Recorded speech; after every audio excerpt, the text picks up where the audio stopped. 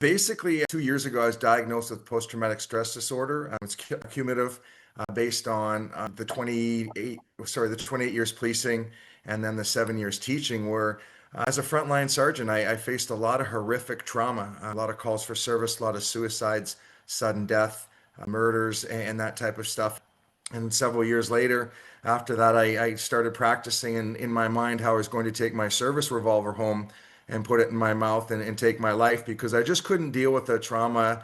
Over the years, I've learned through therapy, and I've always been one that's been very proactive about my mental health to get help, because I like living, and I've got some great family. So I said, what's next? I retired and I wrote the books, and I thought, what's the point of going through all that trauma and the rebuilding yourself up if you can't share with people?